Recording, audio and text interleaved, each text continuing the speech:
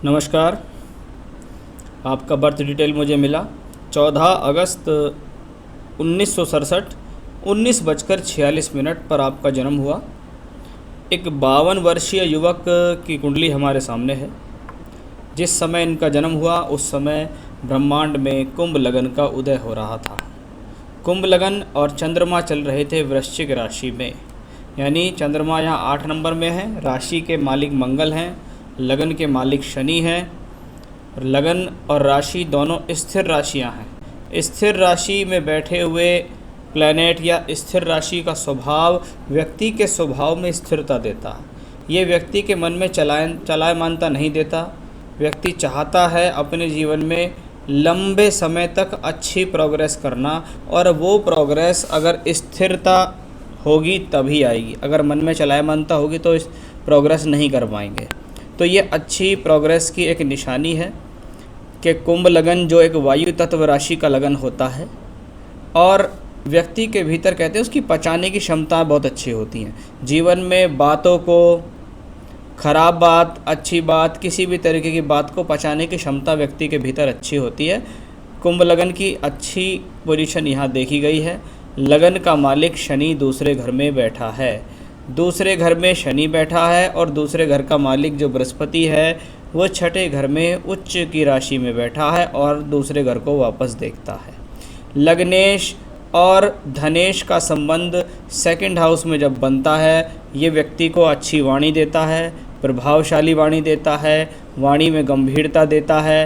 यानी व्यक्ति सोच विचार कर बोलने वाला, अनुशासन प्रिय, अनुशासन के साथ बोलने वाला, किसी को खराब और गंदी बात ना बोलने वाला व्यक्ति होता है। ये स्थिति धन के लिए अच्छी है, कुटुंब के लिए अच्छी है। घर परिवार को एक साथ रखकर चलने की स्थिति साफ तौर पर यहाँ दर्शित हो रही है। जब शनि दूसरे घर में वक्रत्व स्थिति में बैठा हुआ हो तो ये व्यक्ति थोड़ा सा अनुशासन प्रिय ज़्यादा हो जाता है। इसको ये कह सकते हैं कि इनके द्वारा बोली गई बात कभी कभी लोगों को चुभ जाती हैं, लेकिन ये अपने जो इरादे हैं इनके या इनकी जो स्थितियां हैं उसी पे रहते हैं, वो उनके स्वभाव के अंदर है। आपका लगन वर्गोत्तम लगन है। वर्गोत्तम का मतलब है यहाँ भी कुंभ लगन और यहाँ भी। जब नवांश में लगन वर्गोत्तम हो जाता है तो ये व्यक्ति की स्ट्रेंथ को बढ़ा सकता है, शारीरिक स्ट्रेंथ को भी बढ़ा सकता है, मानसिक स्ट्रेंथ को बढ़ा सकता है। मान सम्मान के लिए अच्छा होता है। अच्छे स्वास्थ्य, अच्छी आयु का प्रतीक है। योग कारक शुक्र यानी केंद्र और त्रिकोण का मालिक यानी शुक्र सप्तम भाव में बैठा हुआ है। जब आपके सुख स्थान का मालिक सप्तम भाव में हो, जीवन में वाहन सुख, जमीन सुख, स्वयं के मकान का सुख आपको मिलेगा। ये भाग्येश होकर यहाँ बैठा हुआ है तो ये भी अपने आप में एक अच्छा खासा राजयोग है। यानी अकेला शुक्र आपको सुख, साधन, सुविधाएं, भाग्य में वृद्धि देने में सक्षम है।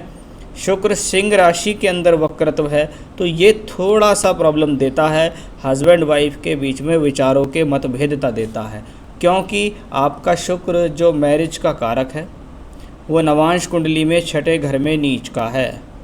उसके ऊपर सूर्य की दृष्टि है और शनि का प्रभाव है, और यहाँ सप्तम भाव का मालिक सूर्य छठे घर में है। ये एक नेगेटिव कॉम्बिनेशन इस चार्ट में मिला कि यहाँ सप्तमेश की स्थिति भी अच्छी नहीं, शुक्र की स्थिति भी अच्छी नहीं। यानी जीवन में व्यक्ति को अपने वैवाहिक जीवन को संभालना होगा। वैसी स्थिति यहाँ साफ तौर पर दर्शित है। नवम भाव राहु केतु अक्ष पर है और मंगल के साथ है। जब 9th हाउस में मंगल और केतु का संयोग होता है, ये फादर के लिए ज़्यादा अच्छा नहीं कहलाया जाता। यानी अशुभ ग्रहों का प्रभाव अगर नवम भाव पे हो तो पिता की हेल्थ के लिए अच्छा नहीं होता है। साथ ही साथ मंगल जो कि यहाँ तृतीयेश हैं, तीसरे घर को वापस देखते हैं, यानी व्यक्ति की साहस में वृद्धि करने में ये प्लैनेट सक्षम है। कर्मशील है, कर्म देगा, अपनी दशा भुक्ति में भाग्य का उदय भी करेगा। छठे घर में 3 ग्रह बैठे हुए हैं।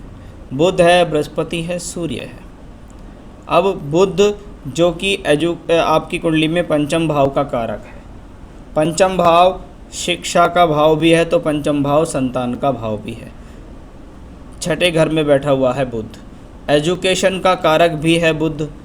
यानी जब पंचम भाव, पंचमेश और एजुकेशन का कारक तीनों छठे घर में हों तो ये स्थिति कभी कभी जीवन में शिक्षा में अवरोध उत्पन्न करने वाली होती है।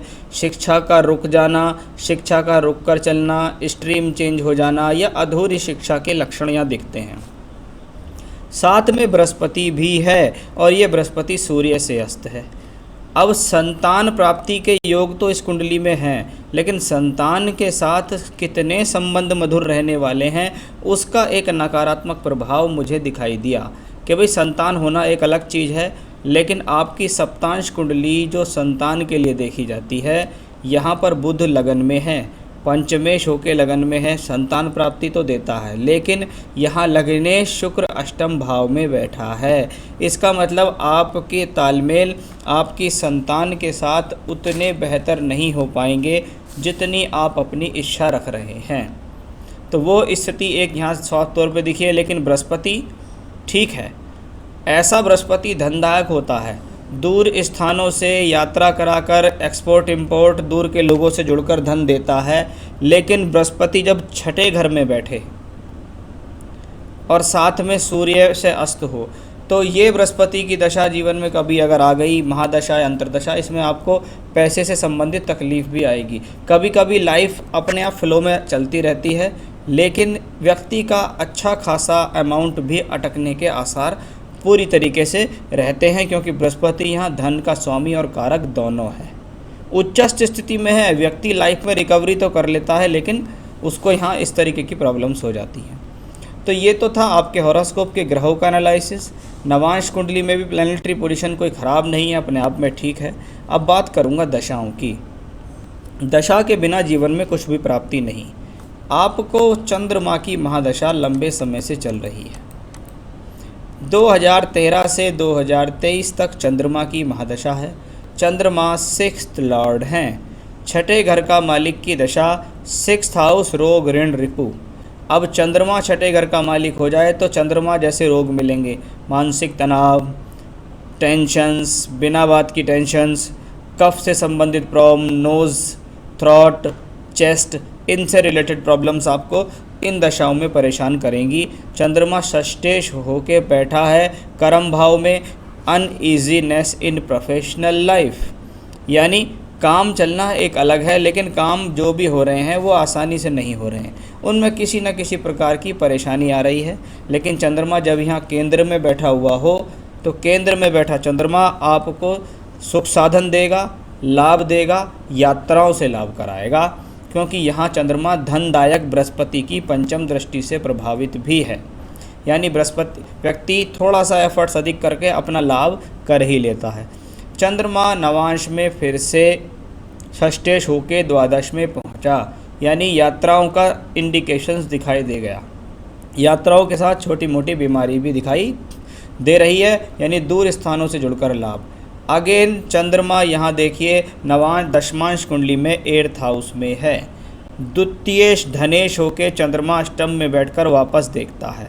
ये चंद्रमा आपको अपनी दशा भुक्ति में अचानक से धन लाभ के योग भी दे सकता है। लेकिन जब ग्रह प्रोफेशन के चार्ट में कर्म फल में अष्टम भाव में बैठता है, तो ये प्लैनेट फिर से इंडिकेशन देता है कि लाभ के लिए मशक्क़त ज़्यादा करनी पड़ेगी।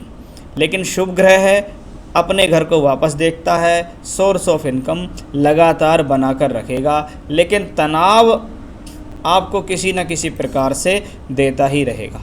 आपने पिछले समय में साढ़े साती का भी भोग किया है, अब आप साढ़े साती से मुक्त भी हो चुके हैं। तो साढ़े साती हो, चंद्रमा की दशा भी चल जाए तो तनाव तो होता है, लेकिन हाँ व्यक्ति अपने एफर्ट से जीवन में सब चीज़ों को जीत लेता है।